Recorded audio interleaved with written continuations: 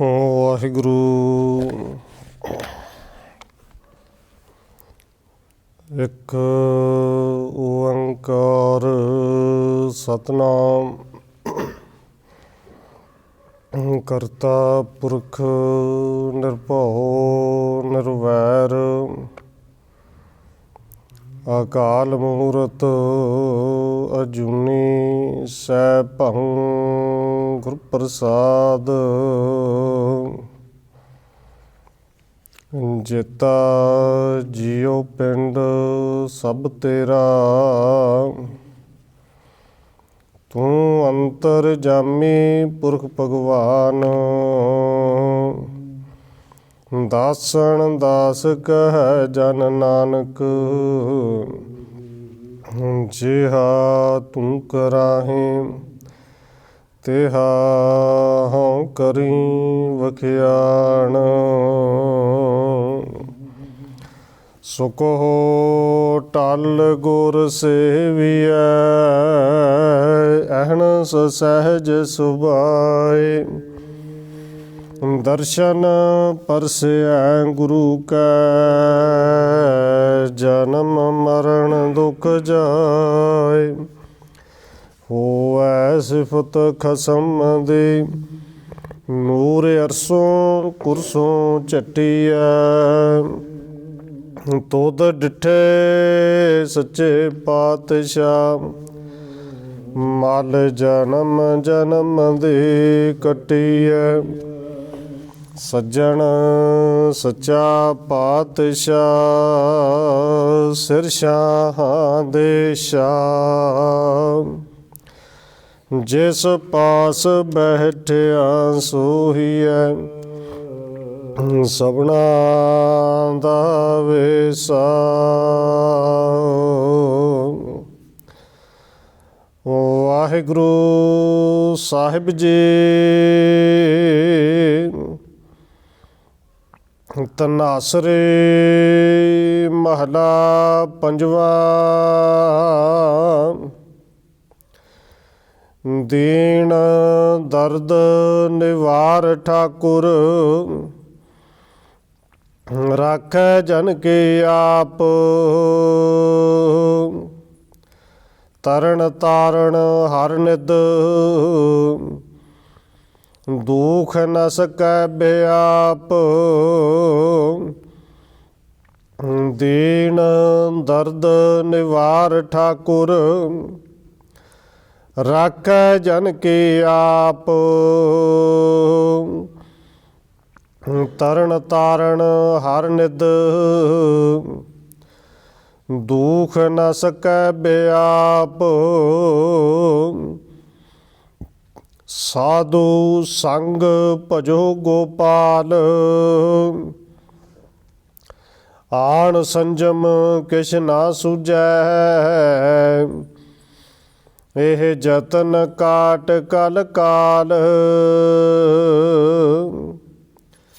ਰਹਾਉ ਆਦ ਅੰਤ ਦਿਆਲ ਪੂਰਨ। ਤਿਸ ਬਿਨਾ ਨਹੀਂ ਕੋਇ, ਜਨਮ ਮਰਨ ਨਿਵਾਰ ਹਰ ਜਪ।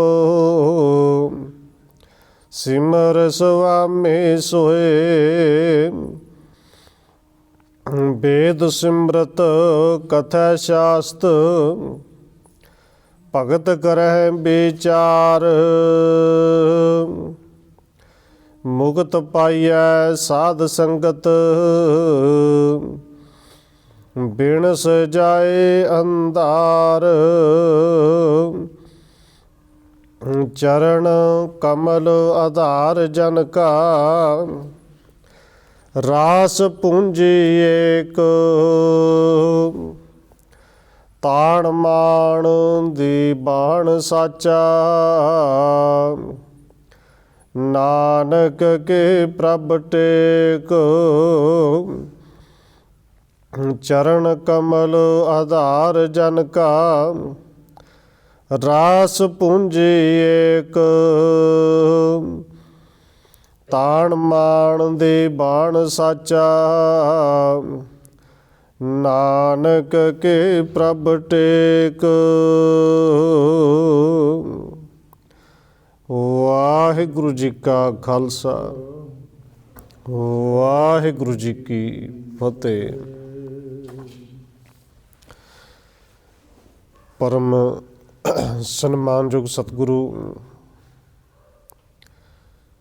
ਚਵਰ ਛਤਰ ਤਖਤ ਦੇ ਮਾਲਕ ਹਾਜ਼ਰਾ ਹਜੂਰ ਜਹਰਾ ਜਹੂਰ ਸ਼ਬਦ ਗੁਰੂ ਜੁਗੋਂ ਜੁਗ ਅਟਲ ਸਤਿਗੁਰੂ ਧੰਨ ਸ਼੍ਰੀ ਗੁਰੂ ਗ੍ਰੰਥ ਸਾਹਿਬ ਮਹਾਰਾਜ ਸੱਚੇ ਪਾਤਸ਼ਾਹ ਜੀ ਦੀ ਪਾਵਨ ਪਵਿੱਤਰ ਹਜ਼ੂਰੀ ਅੰਦਰ ਜੁੜ ਬੈਠੇ ਸਤਸੰਗੀ ਜਨੋ, ਆਪ ਜੀ ਵੱਡੇ ਭਾਗਾਂ ਵਾਲੇ ਹੋ ਜੋ ਸਤਿਕਾਰਯੋਗ ਪੂਜਨੀਕ ਧੰਨ ਮਾਤਾ ਰਾਜ ਕੌਰ ਜੀ ਦੇ ਪਾਵਨ ਅਸਥਾਨ ਗੁਰਦੁਆਰਾ ਮੰਜੀ ਸਾਹਿਬ ਵਿਖੇ ਅੰਮ੍ਰਿਤ ਵੇਲੇ ਦੇ ਦੀਵਾਨਾਂ ਦੀਆਂ ਹਾਜ਼ਰੀਆਂ ਭਰ ਰਹੇ ਹੋ। ਨਿਤਨੇਮ ਦੀਆਂ ਬਾਣੀਆਂ ਤੋਂ ਉਪਰੰਤ ਆਸਾ ਕੀ ਵਾਰ ਸ਼ਬਦ ਕੀਰਤਨ ਦੇ ਨਾਲ ਆਪ ਜੀ ਸਾਂਝ ਪਾ ਰਹੇ ਸੁਆਓ। ਰੋਜ਼ਾਨਾ ਦੀ ਤਰ੍ਹਾਂ ਸਤਿਗੁਰੂ ਦੇ ਬਖਸ਼ਿਸ਼ ਕੀਤੇ ਹੋਏ ਪਾਵਨ ਹੁਕਮ ਦੇ ਵਿਚਾਰ ਦੇ ਨਾਲ ਸਾਂਝ ਪਾਉਣ ਤੋਂ ਪਹਿਲਾਂ ਅਸੀਸ ਬਖਸ਼ਿਸ਼ ਕਰੋ ਜੀ। ਰਸਨਾ ਨੂੰ ਕਰੋ ਪਵਿੱਤਰ, ਜਿਤਨੇ ਵੀ ਜੁੜ ਬੈਠੇ ਹੋ ਲਵਾਓ ਹਾਜ਼ਰੀ ਆਖੋ ਜੀ। ਵਾਹਿਗੁਰੂ ਜੀ ਕਾ ਖਾਲਸਾ, ਵਾਹਿਗੁਰੂ ਜੀ ਕੀ ਫਤਿਹ। ਧਨਾਸਰੇ ਮਹਲਾ ਪੰਜਵਾਂ। ਦੀਨ ਦਰਦ ਨਿਵਾਰ ਠਾਕੁਰ, ਰਾਖੈ ਜਨ ਕੇ ਆਪ।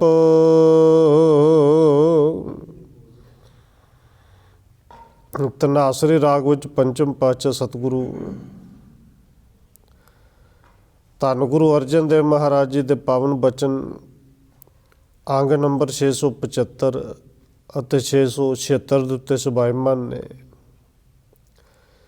ਸਤਿਗੁਰੂ ਧੰਨ ਗੁਰੂ ਅਰਜਨ ਦੇਵ ਮਹਾਰਾਜ ਜੀ ਨੇ ਅੱਜ ਜੋ ਸਾਨੂੰ ਉਪਦੇਸ਼ ਬਖਸ਼ਿਸ਼ ਕੀਤਾ ਹੈ, ਇਸ ਸਾਰੇ ਸ਼ਬਦ ਦਾ ਸੰਖੇਪ ਜਾਂ ਭਾਵੇ ਹੈ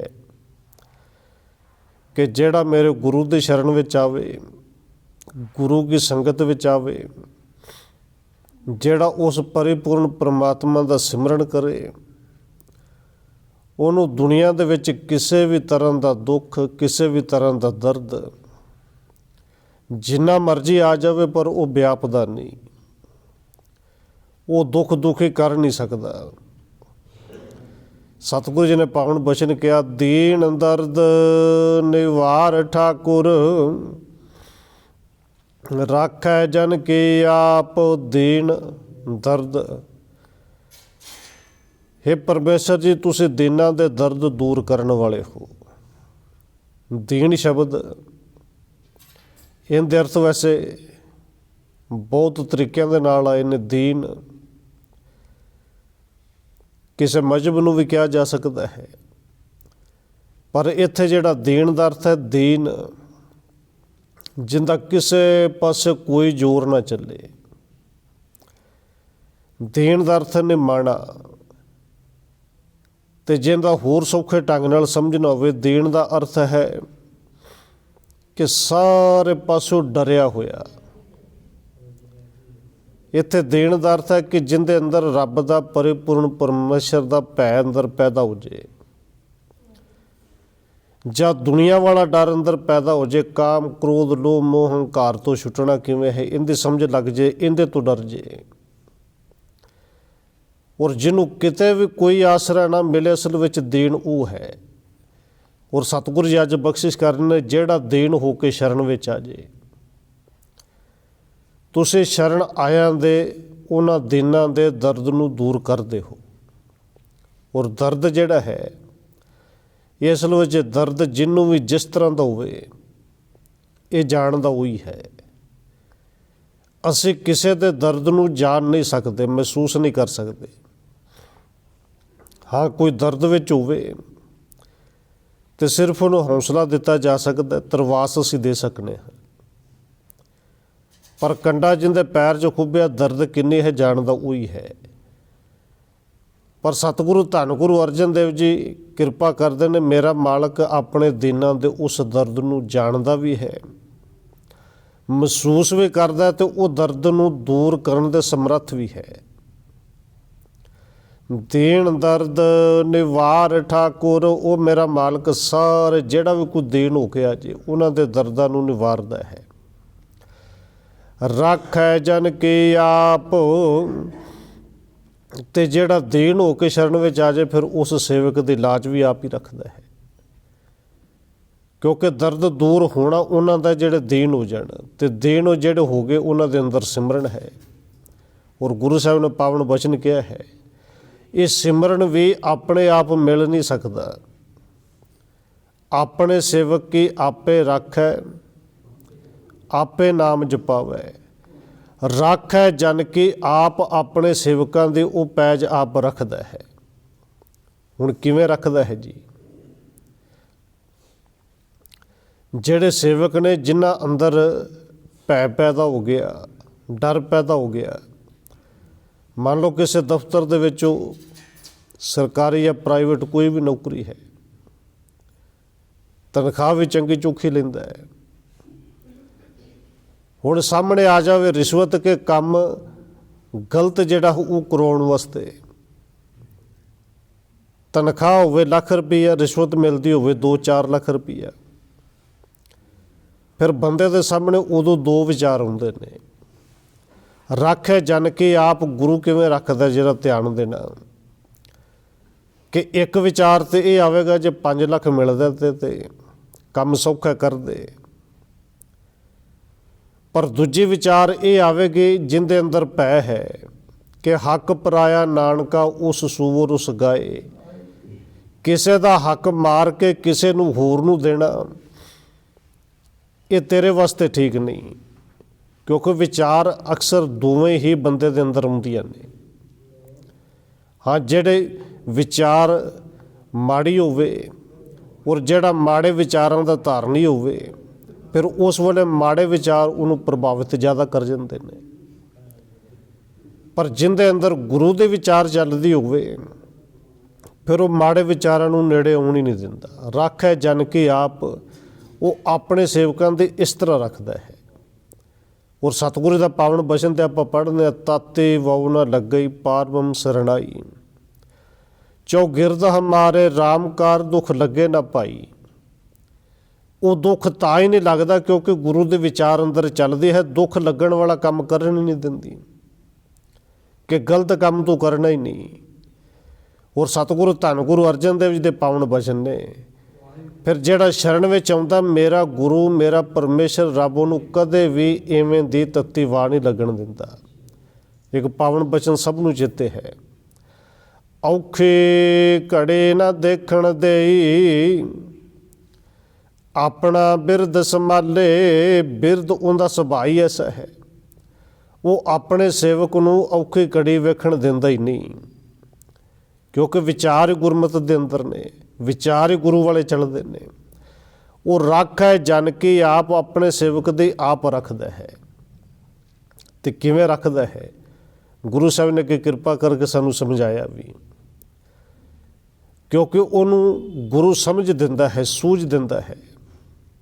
ਦੇਖੋ, ਜਿੰਦੇ ਕੋਲ ਸੂਝ ਹੋਵੇ ਨਾ, ਤੇ ਆਪਾਂ ਸੌਖੀ ਜਿਹੀ ਜੇ ਉਦਾਹਰਣ ਲੈਣੀ ਹੋਵੇ, ਪਿੰਡਾਂ ਵਿੱਚ ਆਮ ਹੀ ਸਮਾਂ ਸੀ ਕਿ ਪਾਣੀ ਬਹੁਤ ਆ ਜਾਂਦਾ ਹੁੰਦਾ ਸੀ ਕਈ ਵਾਰੀ, ਔਰ ਜਿਹੜਾ ਸਿਆਣਾ ਬੰਦਾ ਉਹਨੂੰ ਪਤਾ ਹੈ ਕਿ ਇਸ ਮਹੀਨੇ ਵਿੱਚ ਪਾਣੀ ਆਉਣਾ, ਹੋ ਸਕਦਾ ਜ਼ਿਆਦਾ ਹੀ ਆ ਜਾਏ।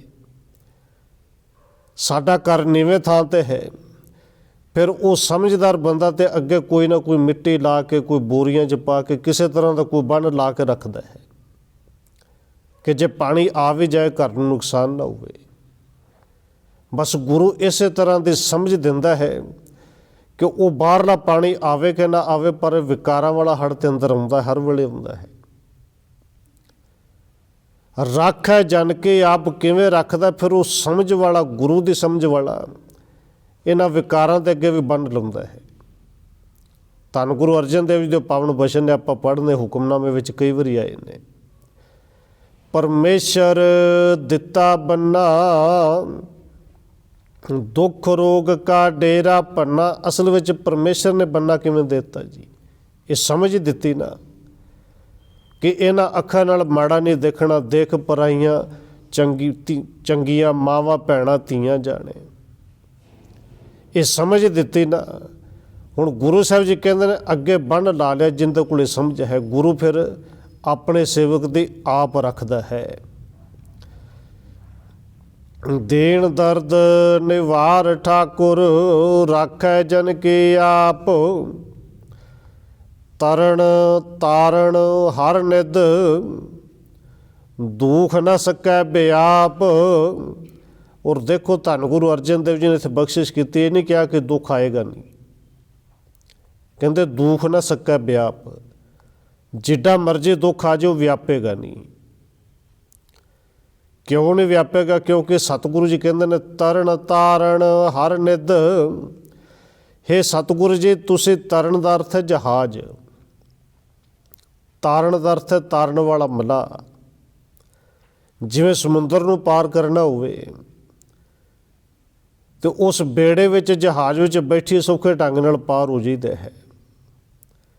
ਧੰਨ ਗੁਰੂ ਅਰਜਨ ਦੇਵ ਜੀ ਕਹਿੰਦੇ ਨੇ ਜਿਹੜੇ ਇਸ ਨਾਮ ਦੇ ਜਹਾਜ਼ ਉੱਤੇ ਸਵਾਰ ਹੋ ਜੇ, ਤੇ ਮੇਰਾ ਗੁਰੂ ਜਹਾਜ਼ ਵੀ ਆਪ ਹੈ। ਤੇ ਫਿਰ ਇਹ ਵੀ ਨਹੀਂ ਕਿ ਜਹਾਜ਼ ਚਲਾਉਣ ਵਾਲਾ ਕੋਈ ਅਣਜਾਣ ਹੋਵੇ, ਉਸ ਜਹਾਜ਼ ਨੂੰ ਚਲਾਉਣ ਵਾਲਾ ਮਲਾਹ ਵੀ ਆਪ ਹੈ। ਤੁਸੀਂ ਇੱਕ ਵਾਰੀ ਸਵਾਰ ਹੋਵੋ, ਕਿਸੇ ਤਰ੍ਹਾਂ ਦਾ ਦੁੱਖ ਲੱਗੇ ਨੇ ਨਾ, ਦੁੱਖਾਂ ਤੋਂ ਪਾਰ ਹੋ ਜਾਓਗੇ। ਤਰਨ ਤਾਰਨ ਹਰ ਨਿਧ, ਦੁਖ ਨ ਸਕੈ ਬਿਆਪ। ਹੁਣ ਗੁਰੂ ਸਾਹਿਬ ਜੀ ਨੇ ਰਹਾਉ ਦੀਆਂ ਪੰਕਤੀਆਂ ਵਿੱਚ ਫਿਰ ਬਖਸ਼ਿਸ਼ ਕੀਤੀ ਕਿ ਗੁਰੂ ਕੇ ਸਿੱਖਾ, ਜੇ ਤੂੰ ਚਾਹੁੰਦਾ ਕਿ ਦੁੱਖ ਤੈਨੂੰ ਵਿਆਪੇ ਨਾ, ਜੇ ਤੂੰ ਸੱਚਮੁੱਚ ਦੇਣ ਹੋ ਕੇ ਸ਼ਰਨ ਵਿੱਚ ਆ ਗਿਆ ਹੈ, ਤੇ ਫਿਰ ਇੱਕ ਕੰਮ ਅਗਲਾ ਇਹ ਵੀ ਕਰੀ। ਸਾਧੂ ਸੰਗ ਭਜੋ ਗੋਪਾਲ। ਕੱਲਾ ਬੈਠ ਕੇ ਨਹੀਂ, ਗੁਰੂ ਦੀ ਸੰਗਤ ਵਿੱਚ ਬੈਠ ਕੇ ਭੱਜੀ। ਸਾਧੂ ਸੰਗ, ਸਾਧੂ ਦਾ ਅਰਥ ਗੁਰੂ, ਗੁਰੂ ਦੀ ਸੰਗਤ ਵਿੱਚ ਹੈ। ਉਹਨੂੰ ਭਜੋ, ਉਹਨੂੰ ਜਪੀ ਸਿਮਰੀ। ਸਾਧੂ ਸੰਗ ਭਜੋ ਗੋਪਾਲ। ਤੇ ਸੰਗਤ ਵਿੱਚ ਆ ਕੇ ਕਿਉਂ ਭਜਣਾ ਜੀ? ਕਿਉਂਕਿ ਨਾ ਆਉਣ ਵਾਲੇ ਇਵੇਂ ਦਾ ਤਰਕ ਬਹੁਤਾ ਦਿੰਦੇ ਨੇ। ਦੱਸੋ ਸੰਗਤ ਵਿੱਚ ਜਾਣ ਦਾ ਕੀ ਲਾਭ? ਘਰ ਬੈਠ ਕੇ ਨਹੀਂ ਭੱਜ ਸਕਦੇ। ਸੰਗਤ ਦੀ ਮਹਿਮਾ ਸਤਿਗੁਰੂ ਜੀ ਨੇ ਬਾਣੀ ਦੇ ਵਿੱਚ ਬੜੀ ਦੱਸੀ ਹੈ। ਸਭ ਤੋਂ ਪਹਿਲਾਂ ਗੁਰੂ ਸਾਹਿਬ ਨੇ ਪਾਵਨ ਬਚਨ ਕਿਹਾ ਸੰਗਤ ਹੈ ਕੀ? ਕਿ ਸਤ ਸੰਗਤ ਕੈਸੇ ਜਾਣੀਏ, ਜਿੱਥੇ ਇੱਕੋ ਨਾਮ ਵਖਾਣੀਏ। ਤੇ ਜਿੱਥੇ ਇੱਕੋ ਨਾਮ ਜਪਿਆ ਜਾਂਦਾ, ਗੁਰੂ ਸਾਹਿਬ ਜੀ ਕਹਿੰਦੇ ਫਿਰ ਉਹਨਾਂ ਦੇ ਵਿੱਚ ਜਾ ਕੇ ਜਪ ਭੱਜ। ਤੇ ਭੱਜਿਆ ਹੋਵੇਗਾ ਕਿ ਮਹਿਮਾ ਕੀ ਹੈ? ਸਤਿਗੁਰੂ ਜੀ ਨੇ ਪਾਵਨ ਬਚਨ ਕਿਹਾ ਹੈ, ਕਹਿੰਦੇ ਜਹ ਸਾਧੂ ਗੋਬਿੰਦ ਭਜਨ, ਕੀਰਤਨ ਨਾਨਕ ਨੀਤ। ਜਿੱਥੇ ਗੁਰੂ ਦੀ ਸੰਗਤ ਵਿੱਚ ਉਸ ਗੋਬਿੰਦ ਦਾ ਭਜਨ ਹੁੰਦਾ ਹੋਵੇ, ਉਹਦੀ ਕੀਰਤੀ ਹੁੰਦੀ ਹੋਵੇ, ਉੱਥੇ ਧਰਮਰਾਜ ਆਪਣੇ ਦੂਤਾਂ ਨੂੰ ਕਹਿੰਦਾ ਇਹਨਾਂ ਦੇ ਨੇੜੇ ਨਾ ਜਾਇਓ, ਇਹਨਾਂ ਨੂੰ ਤੁਸੀਂ ਨਹੀਂ ਬੱਝ ਸਕਦੇ, ਹੋ ਸਕਦਾ ਤੁਸੀਂ ਬੱਝ ਜਾਓ। ਤੇ ਕੇਵਲ ਤੁਸੀਂ ਨਹੀਂ, ਮੈਂ ਵੀ ਬੱਝਣੇ ਹੋਇਆ ਛੁੱਟਣਾ ਨਹੀਂ। ਜਹ ਗੋਬਿੰਦ ਭਜਨ, ਕੀਰਤਨ ਨਾਨਕ ਨੀਤ। ਅਣਾਹੋ ਅਣਾ ਤੂੰ ਨਹਿ ਛੁਟਾ ਹੈ, ਨਿਕਟ ਨਾ ਜਾਈਓ ਦੂਤ। ਸਤਿਗੁਰੂ ਜੀ ਕਹਿੰਦੇ ਨੇ ਭਾਈ, ਜੇ ਤੂੰ ਚਾਹੁੰਦਾ ਦੁੱਖ ਨਾ ਵਿਆਪੇ, ਫਿਰ ਸਾਧੂ ਸੰਗ ਭਜੋ ਗੋਪਾਲ। ਗੁਰੂ ਦੀ ਸੰਗਤ ਵਿੱਚ ਆ ਕੇ ਉਹਨੂੰ ਭਜੋ। ਔਰ ਇਹ ਸੰਗਤ ਇੱਕ ਐਸਾ ਰਸਤਾ ਹੈ ਜਿਹਨੂੰ ਭੱਟ ਸਾਹਿਬ ਜੀ ਭੱਟ ਕੀਰਤ ਜੀ ਕਹਿੰਦੇ ਨੇ। ਇੱਕ ਉੱਤਮ ਪੰਥ ਸੁਣਿਓ ਗੁਰ ਸੰਗਤ, ਪੰਥ ਦਾ ਅਰਥ ਰਸਤਾ। ਗੁਰੂ ਦੀ ਸੰਗਤ ਹੀ ਇੱਕ ਐਸਾ ਸਿੱਧਾ ਤੇ ਸੌਖਾ ਰਸਤਾ ਸੁਣਿਆ ਹੈ। ਇੱਕ ਉੱਤਮ ਪੰਥ ਸੁਣਿਓ ਗੁਰ ਸੰਗਤ, ਤੇ ਮਲੰਤ ਜਮ ਤਰਾਸ ਮਿਟਾਈ। ਜਿਹੜੇ ਸੰਗਤ ਵਿੱਚ ਮਿਲ ਕੇ ਜਮਾਂ ਦਾ ਡਰ ਵੀ ਦੂਰ ਹੋ ਜਾਂਦਾ ਹੈ। ਔਰ ਭੱਟ ਸਾਹਿਬ ਜੀ ਅਰਦਾਸ ਕਰਦੇ ਨੇ ਕਿ ਇੱਕ ਅਰਦਾਸ ਭਾਟ ਕੀਰਤ ਕੇ, ਗੁਰ ਰਾਮਦਾਸ ਰਾਖੋ ਸ਼ਰਨਾਈ। ਸਤਿਗੁਰੂ ਜੀ ਸਾਨੂੰ ਆਪਣੀ ਸੰਗਤ ਵਿੱਚ, ਆਪਣੀ ਸ਼ਰਨ ਵਿੱਚ ਰੱਖ ਲਓ। ਸਾਧੂ ਸੰਗ ਭਜੋ ਗੋਪਾਲ, ਆਣ ਸੰਜਮ ਕਿਛ ਨਾ ਸੂਝੈ, ਇਹ ਜਤਨ ਕਾਟ ਕਲ ਕਾਲ। ਔਰ ਸਤਿਗੁਰੂ ਜੀ ਕਹਿੰਦੇ ਨੇ ਹੋਰ ਕੋਈ ਸੰਜਮ, ਕੋਈ ਤਰੀਕਾ ਸੁਝਦਾ ਹੀ ਨਹੀਂ ਕਿ ਜਿਹਦੇ ਨਾਲ ਇਹ ਜਮਾਂ ਦੀ ਫਾਂਸੀ ਕੱਟੀ ਜਾਵੇ, ਇਹਨਾਂ ਜਮਾਂ ਤੋਂ ਅਸੀਂ ਮੁਕਤ ਹੋ ਜਾਈਏ। ਔਰ ਸਤਿਗੁਰੂ ਜੀ ਨੇ ਕਿਰਪਾ ਕੀਤੇ, ਲੋਕਾਂ ਨੇ ਹੋਰ ਯਤਨ ਭਾਵੇਂ ਕੀਤੇ ਬੜੇ। ਧੰਨ ਗੁਰੂ ਅਰਜਨ ਦੇਵ ਜੀ ਕਹਿੰਦੇ ਨੇ ਸਾਨੂੰ ਤਾਂ ਕੋਈ ਹੋਰ ਯਤਨ ਸੁਝਦਾ ਹੀ ਨਹੀਂ, ਹੋਰ ਕੀਤੇ ਹੋਏ ਯਤਨ ਸਾਨੂੰ ਇਹਨਾਂ ਜਮਾਂ ਤੋਂ ਛਡਾ ਵੀ ਨਹੀਂ ਸਕਦੇ। ਧੰਨ ਗੁਰੂ ਤੇਗ ਬਹਾਦਰ ਮਹਾਰਾਜ ਜੀ ਨੇ ਪਾਵਨ ਬਚਨ ਕਹੇ ਨੇ ਕਿ ਯਤਨ ਤਾਂ ਲੋਕ ਇਸੇ ਕਰਕੇ ਕਰਦੇ ਨੇ ਕਿ ਮੁਕਤੀ ਮਿਲ ਜੇ, ਪਰ ਪਹਿਲੀ ਗੱਲ ਮੁਕਤੀ ਦੀ ਸਮਝ ਨਹੀਂ ਲੱਗੀ ਕਿ ਮੁਕਤ ਤੇ ਜਿਉਂਦਿਆਂ ਹੋਣਾ ਹੈ। ਤੇ ਦੂਜੀ ਗੱਲ, ਜਿਹੜੇ ਮੁਕਤੀ ਨੂੰ ਲੈਣ ਵਾਸਤੇ ਜਿਹੜੇ ਯਤਨ ਤੂੰ ਕਰ ਰਿਹਾ ਨਾ, ਇਹ ਸਿਖਾਰ ਤੇ ਹੋਣੇ ਨਹੀਂ, ਕਿਉਂਕਿ ਗੁਰੂ ਸਾਹਿਬ ਜੀ ਕਹਿੰਦੇ ਨੇ ਆਣ ਸੰਜਮ ਕਿਝ ਨਾ ਸੁਝੇ। ਧੰਨ ਗੁਰੂ ਤੇਗ ਬਹਾਦਰ ਸਾਹਿਬ ਜੀ ਕਹਿੰਦੇ ਲੋਕਾਂ ਨੇ ਯਤਨ ਕੀਤੇ ਕਿ ਤੀਰਥ ਵਰਤ ਅਰ ਦਾਨ ਕਰ, ਇਹ ਯਤਨ ਇਸੇ ਕਰਕੇ ਕੀਤੇ ਨਾ ਜੀ। ਪਰ ਕਹਿੰਦੇ ਮਨ ਮੈਂ ਧਰੈ ਗੁਮਾਨ, ਇਹ ਸਾਰਾ ਕੁਝ ਕਰਕੇ ਅੰਦਰ ਸਗੋਂ ਹਉਮੈ ਆ ਗਈ ਕਿ ਮੈਂ ਤੀਰਥਾਂ 'ਤੇ ਗਿਆ, ਮੈਂ ਪੁੰਨ ਕੀਤੇ, ਮੈਂ ਦਾਨ ਕੀਤੇ। ਤੀਰਥ ਵਰਤ ਅਰ ਦਾਨ ਕਰ, ਮਨ ਮੈਂ ਧਰੈ ਗੁਮਾਨ। ਸਤਿਗੁਰੂ ਜੀ ਕਹਿੰਦੇ ਨੇ ਨਿਹਫਲ ਨਾਨਕ ਨਿਹਫਲ ਜਾਤ ਤੇ, ਜੋ ਕੁੰਚਰ ਇਸ਼ਨਾਨ। ਇਵੇਂ ਦੇ ਕੀਤੇ ਹੋਏ ਤੀਰਥ ਇਸ਼ਨਾਨ, ਇਵੇਂ ਦਾ ਕੀਤਾ ਹੋਇਆ ਦਾਨ ਪੁੰਨ, ਇਹ ਤਾਂ ਇਸ ਤਰ੍ਹਾਂ ਜਿਵੇਂ ਹਾਥੀ ਨੂੰ ਨਵਾ ਲਿਆ। ਔਰ ਹਾਥੀ ਨੂੰ ਨਵਾਇਆ ਨਾ ਨਵਾਇਆ ਇੱਕੋ ਜਿਹੀ ਹੈ, ਕਿਉਂਕਿ ਉਹਦੀ ਆਦਤ ਹੈ ਜਿੰਨਾ ਮਰਜ਼ੀ ਉਹਨੂੰ ਖਰਖਰਾ ਫੇਰੋ, ਜਿੰਨਾ ਮਰਜ਼ੀ ਉਹਨੂੰ ਨਵਾਓ, ਪਰ ਉਹਨੇ ਉਸੇ ਵੇਲੇ ਆਪਣੇ ਸੁੰਡ ਦੇ ਵਿੱਚ ਮਿੱਟੀ ਘੱਟਾ ਤੇ ਉਹ ਗਾਰਾ ਚੁੱਕਣਾ ਉੱਤੇ ਪਾ ਲੈਣਾ ਹੈ। ਆਣ ਸੰਜਮ ਕਿਝ ਨਾ ਸੂਝੇ, ਹੋਰ ਕੋਈ ਤਰੀਕਾ ਸੁਝਦਾ ਹੀ ਨਹੀਂ ਸੰਗਤ ਤੋਂ ਬਿਨਾਂ। ਪਰ ਭਾਈ ਸਾਹਿਬ ਭਾਈ ਗੁਰਦਾਸ ਜੀ ਨੇ ਸਾਨੂੰ ਸਮਝਾਉਣ ਦੇ ਵਾਸਤੇ 3-4 ਉਦਾਹਰਨਾਂ ਦਿੱਤੀਆਂ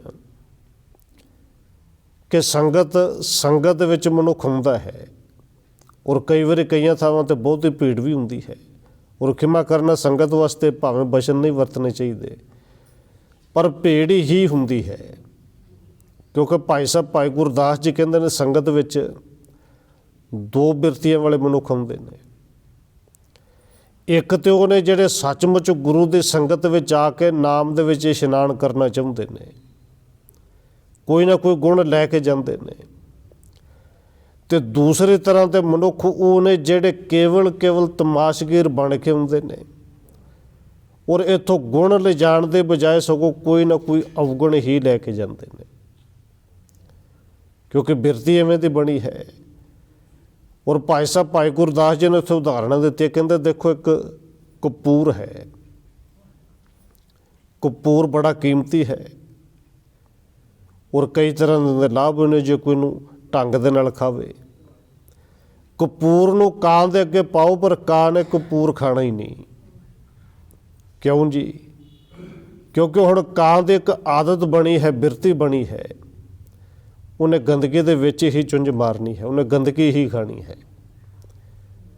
ਕਿਉਂਕਿ ਇਵੇਂ ਦਾ ਮਨੁੱਖ ਫਿਰ ਜਿੱਥੇ ਮਰਜ਼ੀ ਭਾਵੇਂ ਚਲਿਆ ਜਾਏ, ਉਹ ਜਿੰਨੇ ਮਰਜ਼ੀ ਤੀਰਥਾਂ 'ਤੇ ਜਾਏ, ਸੰਗਤ ਵਿੱਚ ਜਾਏ, ਜੇ ਬਿਰਤੀ ਹੀ ਐਵੇਂ ਦੀ ਹੈ ਕਿ ਹਰ ਥਾਂ ਤੋਂ ਜਾ ਕੇ ਮੈਲ ਇਕੱਠੀ ਕਰਨੀ ਹੈ। ਭਾਈ ਸਾਹਿਬ ਨੇ ਉੱਥੇ ਉਦਾਹਰਨ ਦਿੱਤੀ, ਕਹਿੰਦੇ ਕਾਂ ਕਪੂਰ ਨਾ ਚੱਖੇ। ਤੇ ਜੇ ਪੁੱਛਿਆ ਕਿਉਂ ਨਹੀਂ ਚੱਖਦਾ, ਕਹਿੰਦੇ ਉਹਦਾ ਸੁਭਾਅ ਬਣਿਆ ਹੈ, ਦੁਰਗੰਧ ਸੁਹਾਵੈ, ਉਹਨੂੰ ਗੰਦਗੀ ਹੀ ਚੰਗੀ ਲੱਗਦੀ ਹੈ। ਹੁਣ ਭਾਈ ਸਾਹਿਬ ਨੇ ਦੂਸਰੀ ਉਦਾਹਰਨ ਦਿੱਤੀ, ਜਿਹੜੇ ਧੰਨ ਗੁਰੂ ਤੇਗ ਬਹਾਦਰ ਸਾਹਿਬ ਜੀ ਵੀ ਦਿੰਦੇ ਨੇ, ਕਿ ਹਾਥੀ ਨੂੰ ਪਾਣੀ ਦੇ ਨਾਲ ਜਿੰਨਾ ਮਰਜ਼ੀ ਨਵਾ ਲਈਏ, ਖਰਖਰਾ ਫੇਰ ਲਈਏ, ਪਰ ਉਹਦੀ ਆਦਤ ਬਣੀ ਹੈ, ਉਹਨੇ ਸਾਫ਼ ਰਹਿਣਾ ਹੀ ਨਹੀਂ। ਉਹ ਫਿਰ ਭਾਵੇਂ ਸੰਗਤ ਵਿੱਚ ਜਾਏ, ਤੀਰਥਾਂ 'ਤੇ ਜਾਏ, ਪੁੰਨ ਕਰੇ, ਦਾਨ ਕਰੇ, ਪਾਠ ਕਰਾਏ, ਜੋ ਮਰਜ਼ੀ ਕਰੀ ਜਾਏ, ਕਿਉਂਕਿ ਜਦੋਂ ਗੰਦਗੀ ਖਾਣ ਦੀ ਆਦਤ ਪੈ ਜਾਏ, ਗੰਦਗੀ ਉੱਤੇ ਪਾਉਣ ਦੀ ਆਦਤ ਪੈ ਜਾਏ, ਤੇ ਫਿਰ ਉਹ ਜਿੱਥੇ ਮਰਜ਼ੀ ਜਾਏ ਉਹਨੇ ਰਹਿਣਾ ਗੰਦਾ ਹੀ ਹੈ। ਭਾਈ ਸਾਹਿਬ ਨੇ ਦੂਸਰੀ ਉਦਾਹਰਨ ਦਿੱਤੀ, ਹਾਥੇ ਨੇਰ ਨਵਾਲੀ ਹੈ, ਸਿਰ ਸ਼ਾਰ ਉਡਾਵੈ, ਅਗਲੇ ਉਦਾਹਰਨ ਭਾਈ ਸਾਹਿਬ ਜੀ ਦਿੰਦੇ ਨੇ ਤੁੰਬੇ ਦੀ। ਤੁੰਬੇ ਦਾ ਰੁੱਖ ਬੜਾ ਕੌੜਾ ਹੈ। ਉਹ ਕਹਿੰਦੇ ਨੇ ਤੁੰਬੇ ਦੇ ਰੁੱਖ ਨੂੰ ਜੇ ਕੋਈ ਯਤਨ ਕਰੇ ਨਾ ਕਿ ਉਹਦੇ ਵਿੱਚ ਦੁੱਧ ਪਾ ਕੇ ਉਹਨੂੰ ਸਿੰਜੇ, ਉਹਦੇ 'ਚ ਮਿੱਠਾ ਪਾਵੇ, ਕਿਤੇ ਮਿੱਠਾ ਹੋ ਜੇ, ਤੇ ਤੁੰਬੇ ਦੀ ਆਦਤ ਐਸੀ ਬਣੀ ਹੈ ਉਹਨੇ ਆਪ ਤਾਂ ਮਿੱਠਾ ਨਹੀਂ ਹੋਣਾ। ਔਰ ਦੁੱਧ ਨੂੰ ਸਮਝਿਆ ਜਾਂਦਾ ਕਿ ਉਹ ਸਭ ਤੋਂ ਵਧੀਆ ਤਰੀਕਾ ਉਹਨੂੰ ਉਹਦੇ ਵਿੱਚ ਕੜਤਨ ਦੂਰ ਕਰਨ ਦੀ। ਪਰ ਤੁੰਬਾ ਐਸਾ ਕਿ ਦੁੱਧ ਨੂੰ ਤਾਂ ਕੌੜਾ ਕਰ ਦੇਗਾ, ਉਹਦੇ ਵਿੱਚ ਪਾਈ ਹੋਈ ਖੰਡ ਨੂੰ ਤਾਂ ਜ਼ਹਿਰ ਬਣਾ ਦੇਗਾ, ਪਰ ਆਪ ਉਹਨੇ ਮਿੱਠਾ ਨਹੀਂ ਹੋਣਾ। ਕਿਉਂਕਿ ਕੁਝ ਸੰਗਤ ਵਿੱਚ ਆਉਂਦੇ ਨੇ, ਉਹਨਾਂ ਦਾ ਸੁਭਾਅ ਹੀ ਐਸਾ ਹੈ। 50 ਸਾਲ ਪਹਿਲੋਂ ਵੀ ਕੜਤਨ, 50-60 ਸਾਲ ਹੋ ਗਏ ਗੁਰੂ ਘਰ ਵਿੱਚ ਆਉਂਦੇ, ਪਰ ਉਹ ਕੜਤਨ, ਉਹ ਨਫ਼ਰਤ ਅੰਦਰੋਂ ਗਈ ਹੋਈ ਨਹੀਂ। ਭਾਈ ਸਾਹਿਬ ਨੇ ਉੱਥੇ ਉਦਾਹਰਣ ਦਿੱਤੀ ਔਰ ਸਮਝਾਇਆ ਤੇ ਸਾਨੂੰ ਹੀ ਨਾ ਜੀ। ਕਹਿੰਦੇ ਤੁੰਬੇ ਅੰਮ੍ਰਿਤ ਸਿੰਚੀਐ, ਕੁੜੱਤਣ ਨਾ ਜਾਵੈ। ਇੱਕ ਉਦਾਹਰਣ ਹੋਰ ਦਿੰਦੇ ਨੇ ਸਿੰਬਲ ਰੁੱਖ ਦੀ, ਕਿ ਸਿੰਬਲ ਦਾ ਰੁੱਖ ਉਹਨੂੰ ਪਾਣੀ ਦੇ ਕੇ ਪਾਲੀਏ, ਵੱਡਾ ਬੜਾ ਹੁੰਦਾ, ਵੇਖਣ ਨੂੰ ਸੋਹਣਾ ਬੜਾ ਲੱਗਦਾ ਹੈ, ਬੜਾ ਵੱਡਾ ਮੋਟਾ ਵੀ ਜਿੰਨਾ ਮਰਜ਼ੀ ਹੋ ਜੇ, ਪਰ ਉਹ ਸਿੰਬਲ ਰੁੱਖ ਨੂੰ ਵੇਖ ਕੇ ਜੇ ਕੋਈ ਆਸ ਇਹ ਲਾਵੇ, ਕਹਿੰਦੇ ਵੱਢ ਕੇ ਰੁੱਖ ਨੂੰ ਇਹਦੇ ਦਰਵਾਜ਼ੇ ਬਣਾ ਲਾਂਗੇ, ਇਹਦੇ ਸ਼ਤੀਰ ਬਣਨਗੇ, ਇਹਦੇ ਪਲੰਗ ਬਣ ਜਾਣਗੇ, ਪਰ ਭਾਈ ਸਾਹਿਬ ਜੀ ਕਹਿੰਦੇ ਨੂੰ ਕਿਸੇ ਵੀ ਕੰਮ ਨਹੀਂ ਆਉਣਾ, ਕੁਝ ਵੀ ਨਹੀਂ ਬਣਨਾ। ਇਵੇਂ ਦਾ ਮਨੁੱਖ ਜਿਹਦੇ ਅੰਦਰ ਬਿਰਤੀ ਇਵੇਂ ਦੀ ਬਣ ਗਈ ਕਿ ਜਿੱਥੇ ਜਾਣਾ ਕੇਵਲ ਕਿਸੇ ਦੀਆਂ ਗਲਤੀਆਂ ਲੱਭਣੀਆਂ ਨੇ, ਜਿੱਥੇ ਵੀ ਜਾਣਾ ਕੇਵਲ ਤੇ ਕੇਵਲ ਉੱਥੋਂ ਮੈਲ ਹੀ ਇਕੱਠੀ ਕਰਨੀ ਹੈ, ਫਿਰ ਤੋਂ ਸਿੰਬਲ ਰੁੱਖ ਦੀ ਤਰ੍ਹਾਂ ਹੀ ਹੈ। ਗੁਰੂ ਸਾਹਿਬ ਨੇ ਪਾਵਨ ਬਚਨ ਕਹੇ, ਕਹਿੰਦੇ ਸਿੰਬਲ ਰੁੱਖ ਸਰੇਵੀਐ, ਫਲ ਹੱਥ ਨ ਆਵੈ, ਨਿੰਦਕ ਨਾਮ ਵਹੂਣੀਆਂ। ਬਸ ਨਿੰਦਕ ਬੰਦਾ ਜਿਹੜਾ ਨਾਮ ਤੋਂ ਵਿਹੂਣਾ ਹੈ, ਉਹ ਫਿਰ ਜਿੱਥੇ ਮਰਜ਼ੀ ਚਲਾ ਜਾਏ, ਅਸਲ ਵਿੱਚ ਉਹਨੂੰ ਉਹ ਫਲ, ਉਹਨੂੰ ਉਹ ਲਾਭ ਕਿਤੋਂ ਮਿਲਣਾ ਹੀ ਨਹੀਂ। ਸਤਿਗੁਰੂ ਜੀ ਨੇ ਕਿਰਪਾ ਕੀਤੀ, ਕਹਿੰਦੇ ਸਾਧੂ ਸੰਗ ਭਜੋ ਗੋਪਾਲ, ਆਣ ਸੰਜਮ ਕਿਛ ਨਾ ਸੂਝੈ, ਇਹ ਜਤਨ ਕਾਟ ਕਲ ਕਾਲ। ਕਹਿੰਦੇ ਹੋਰ ਕੋਈ ਤਰੀਕਾ, ਕੋਈ ਸੰਜਮ ਸੁਝਦਾ ਹੀ ਨਹੀਂ। ਰਹਾਉ ਆਦ ਅੰਤ ਦਇਆਲ ਪੂਰਨ, ਤਿਸ ਬਿਨਾ ਨਹੀਂ ਕੋਈ। ਸਤਿਗੁਰੂ ਜੀ ਨੇ ਕਿਰਪਾ ਕੀਤੀ, ਆਦ ਅੰਤ ਸਾਡਾ, ਸਾਡੇ ਆਦ ਤੋਂ ਲੈ ਕੇ ਸਾਡੇ ਅੰਤ ਤੱਕ ਉਸ ਦਿਆਲੂ ਪੂਰਨ ਪ੍ਰਭੂ ਤੋਂ ਬਿਨਾਂ ਹੋਰ ਕੋਈ ਹੈ ਹੀ ਨਹੀਂ, ਕਿ ਜਿਹੜਾ ਇਸ ਕਿਸੇ ਵੀ ਯਤਨ ਕਰਕੇ ਸਾਨੂੰ ਕਿਤੋਂ ਬਚਾ ਸਕਦਾ ਹੋ। ਆਦ ਅੰਤ ਦਿਆਲ ਪੂਰਨ, ਤਿਸ ਬਿਨਾ ਨਹੀਂ ਕੋਏ। ਜਨਮ ਮਰਨ ਨਿਵਾਰ ਹਰ ਜਪ, ਸਿਮਰ ਸੁਆਮੀ ਸੋਏ। ਇਸ ਕਰਕੇ ਧੰਨ ਗੁਰੂ ਅਰਜਨ ਦੇਵ ਸੱਚੇ ਪਾਤਸ਼ਾਹ ਕਹਿੰਦੇ ਨੇ, ਭਾਈ ਉਸ ਪਰਿਪੂਰਨ ਪਰਮਾਤਮਾ ਨੂੰ, ਸੁਆਮੀ ਮਾਲਕ ਪਰਮੇਸ਼ਰ ਨੂੰ ਸਿਮਰ ਕੇ ਆਪਣਾ ਜਨਮ ਤੇ ਮਰਨ ਜਿਹੜਾ ਹੈ ਉਹ ਕੱਟ ਲੈ, ਆਪਣਾ ਜਨਮ ਤੇ ਮਰਨ ਜਿਹੜਾ ਹੈ ਉਹਨੂੰ ਮਿਟਾ ਲੈ। ਕਿਉਂਕਿ ਸਤਿਗੁਰੂ ਜੀ ਨੇ ਇੱਥੇ ਕਿਰਪਾ ਕੀਤੀ, ਇਹ ਜਨਮ ਤੇ ਮਰਨ ਇਹ ਕੇਵਲ ਤੇ ਕੇਵਲ ਉਸ ਪਰਿਪੂਰਨ ਪਰਮਾਤਮਾ ਦੇ ਆਪਣੇ ਹੱਥ ਵੱਸ ਵਿੱਚ ਹੈ। ਨਾ ਅੱਜ ਤੱਕ ਕਿਸੇ ਨੂੰ ਜਨਮ ਦਾ ਪਤਾ ਲੱਗਿਆ ਔਰ ਨਾ ਹੀ ਕਿਸੇ ਨੂੰ ਮੌਤ ਦਾ ਪਤਾ ਲੱਗਿਆ। ਉਹ ਕਈ ਵਾਰੀ ਬੇਨਤੀ ਕੀਤੀ, ਜਨਮ ਜਿਹੜਾ ਹੈ ਜਿਹਨੂੰ ਅਸੀਂ ਸਮਝਦੇ ਹਾਂ ਉਹ ਤੇ ਮਾਤਾ ਦੇ ਉਦਰ ਤੋਂ ਜਦੋਂ ਬਾਹਰ ਆਇਆ, ਪਰ ਗੁਰਬਾਣੀ ਜਨਮ ਉਹਨੂੰ ਮੰਨਦੀ ਜਿੱਦਣ ਮਾਤਾ ਦੇ ਉਦਰ ਵਿੱਚ ਇਹਦਾ ਨਿਵਾਸ ਹੋ ਗਿਆ। ਔਰ ਉਹ ਜਿਹੜਾ ਹੂ-ਬਹੂ ਸਮਾਂ ਹੈ ਉਹ ਮਿੰਟ ਸਕਿੰਟ ਰੱਬ ਪਰਮੇਸ਼ਰ ਹੀ ਜਾਣਦਾ ਹੈ। ਫਿਰ ਆਪਣੇ ਯਤਨ ਦੇ ਨਾਲ ਕੋਈ ਕਵੇ ਕਿ ਮੈਂ 100 ਸਾਲ ਤੱਕ ਮਰਨਾ ਹੀ ਨਹੀਂ, ਤੇ ਧੰਨ ਗੁਰੂ ਨਾਨਕ ਦੇਵ ਸੱਚੇ ਪਾਤਸ਼ਾਹ ਬਚਨ ਤਾਂ ਅਸੀਂ ਰੋਜ਼ ਹੀ ਪੜ੍ਹਦੇ ਹਾਂ, ਜੋਰ ਨਾ ਜੀਵਨ ਮਰਨ ਨਹੀਂ ਜੋਰ। ਆਪਣੇ ਜ਼ੋਰ ਤਾਕਤ ਦੇ ਨਾਲ ਕੋਈ ਜਿਉ ਨਹੀਂ ਸਕਦਾ ਤੇ ਆਪਣੀ ਤਾਕਤ ਨਾਲ ਕੋਈ ਮਰ ਵੀ ਨਹੀਂ ਸਕਦਾ। ਹੁਣ ਸਤਿਗੁਰੂ ਜੀ ਨੇ ਇੱਥੇ ਕਿਰਪਾ ਕੀਤੀ, ਸਾਨੂੰ ਸਮਝਾਇਆ। ਇਤਿਹਾਸ ਦੇ ਵਿੱਚ ਬੇਨਤੀ ਉਦਾਹਰਨਾਂ ਨੇ। ਧੰਨ ਗੁਰੂ ਅੰਗਦ ਦੇਵ ਸੱਚੇ ਪਾਤਸ਼ਾਹ ਜੀ ਖਡੂਰ ਸਾਹਿਬ ਜੀ ਦੀ ਪਾਵਨ ਧਰਤੀ 'ਤੇ ਨੇ, ਔਰ ਉੱਥੋਂ ਕੁਝ ਦੂਰੀ 'ਤੇ ਇੱਕ ਚੌਧਰੀ ਰਹਿੰਦਾ ਜਿਹਦਾ ਨਾਂ ਇਤਿਹਾਸਕਾਰਾਂ ਨੇ ਮਲੂਕਾ ਚੌਧਰੀ ਲਿਖਿਆ ਹੈ। ਔਰ ਦੇਖੋ ਸੰਗਤ ਦਾ ਅਤੇ ਗੁਰੂ ਦਾ ਕਿੰਨਾ ਕੁ ਪ੍ਰਭਾਵ ਮਨੁੱਖ 'ਤੇ ਪੈਂਦਾ ਹੈ। ਉਹ ਜਿਹੜਾ ਚੌਧਰੀ ਹੈ ਉਹ ਸ਼ਰਾਬ ਪੀਂਦਾ ਹੈ, ਉਹਨੂੰ ਮਿਰਗੀ ਦਾ ਦੌਰਾ ਵੀ ਪੈਂਦਾ ਹੈ। ਔਰ ਦੌਰਾ ਮਿਰਗੇ ਦਾ ਐਸਾ ਪੈਂਦਾ ਕਈ ਵਾਰੀ ਲੱਗਦਾ ਕਿ ਬਸ ਹੁਣ ਨਹੀਂ ਵਾਪਸ ਆਉਣਾ।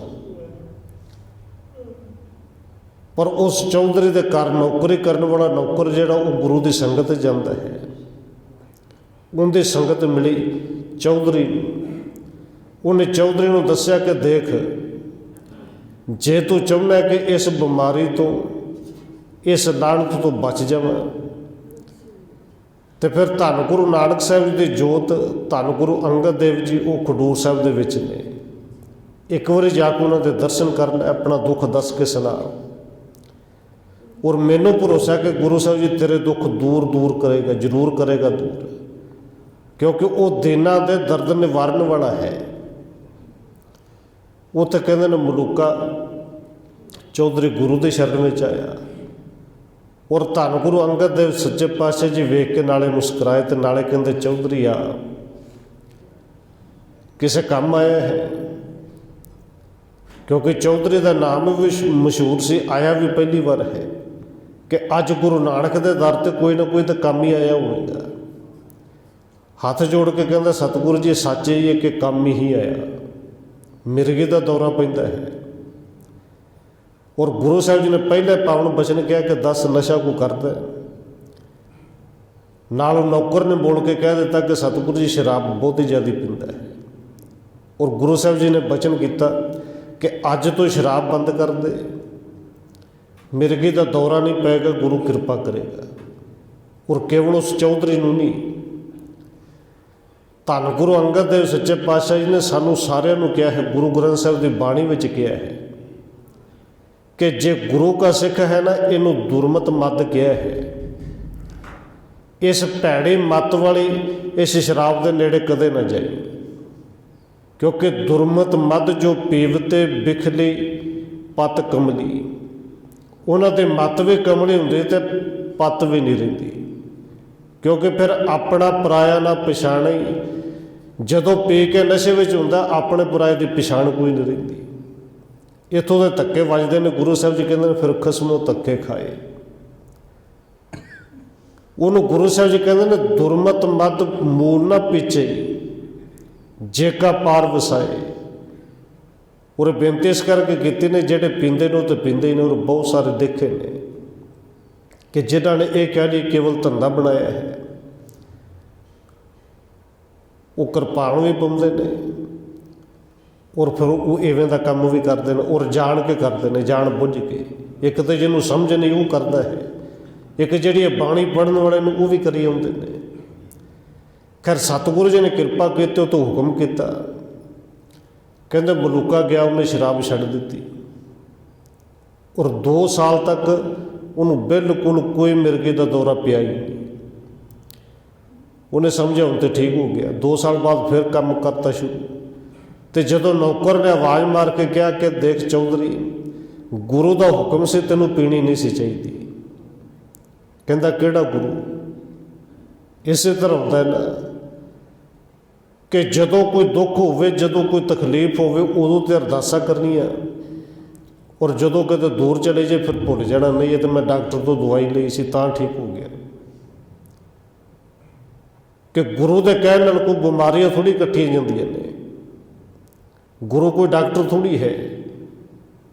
ਉਹ ਛੱਤ ਦੇ ਉੱਤੇ ਬੈਠੇ ਨੇ, ਜਦੋਂ ਪੀਤੀ ਬਸ ਪਰਮੇਸ਼ਰ ਦਾ ਭਾਣਾ ਐਸਾ ਹੋਇਆ ਕਿ ਮਿਰਗੀ ਦਾ ਦੌਰਾ ਪਿਆ, ਔਰ ਬਨੇਰੇ ਦੇ ਨੇੜੇ ਸੀ, ਉੱਤੋਂ ਡਿੱਗਿਆ, ਮੌਤ ਹੋ ਗਈ। ਔਰ ਸਤਿਗੁਰੂ ਜੀ ਕਿਰਪਾ ਕਰਦੇ ਨੇ। ਜਨਮ ਮਰਨ ਉਹ ਕੱਟੇ ਜਾਂਦੇ ਨੇ ਜਦੋਂ ਗੁਰੂ ਦੀ ਸ਼ਰਨ ਵਿੱਚ ਆ ਜਾਏ। ਇਹ ਜਿਉਣਾ ਅਤੇ ਮਰਨਾ ਕਿਸੇ ਦੇ ਆਪਣੇ ਹੱਥ ਵੱਸ ਵਿੱਚ ਨਹੀਂ।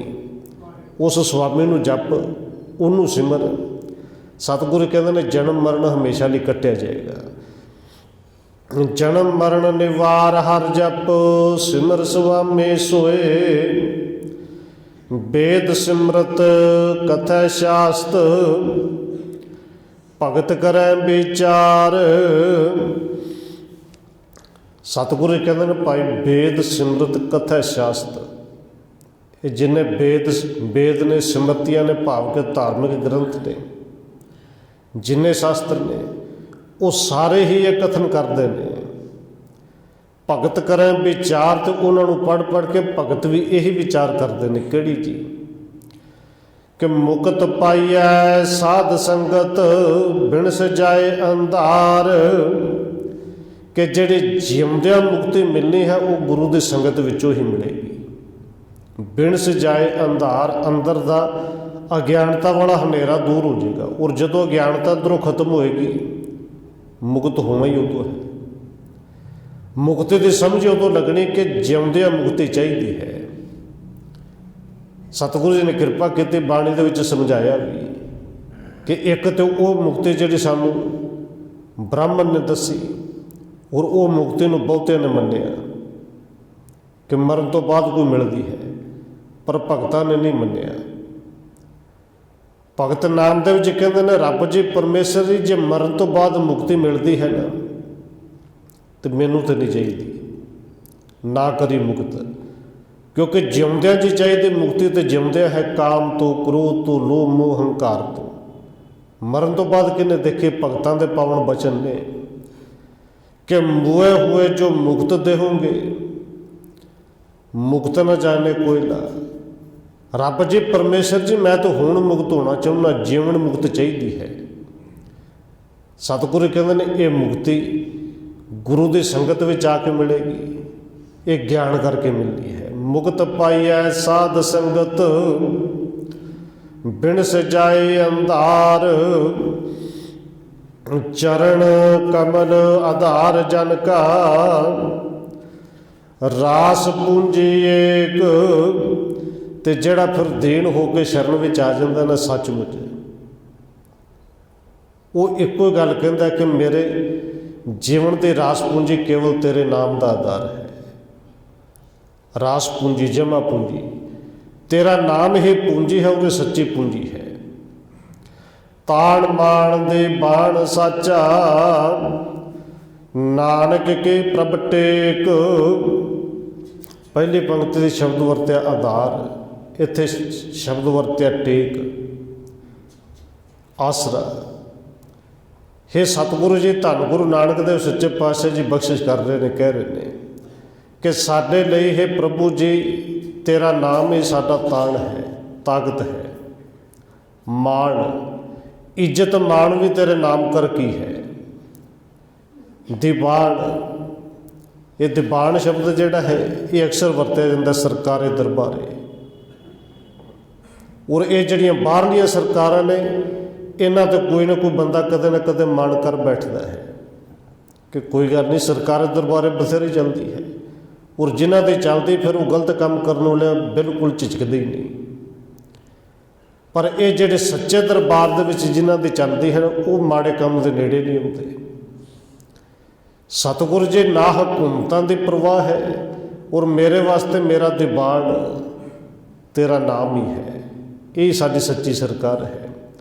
ਸਤਿਗੁਰੂ ਜੀ ਕਿਰਪਾ ਕਰਨ, ਇਹ ਨਾਮ, ਇਹ ਟੇਕ ਬਣ ਜੇ, ਤੇ ਫਿਰ ਗੁਰੂ ਸਾਹਿਬ ਜੀ ਕਹਿੰਦੇ ਨੇ, ਦੀਨ ਬਣ ਕੇ ਜਿਹੜਾ ਸ਼ਰਨ ਵਿੱਚ ਆਉਂਦਾ ਹੈ, ਸੱਚਮੁੱਚ ਮੇਰਾ ਗੁਰੂ ਉਹਨਾਂ ਦੀਨਾਂ ਦੇ ਦਰਦ ਨੂੰ ਦੂਰ ਕਰਦਾ ਹੈ, ਹੋਈਆਂ ਭੁੱਲਾਂ ਦੀ ਖਿਮਾ।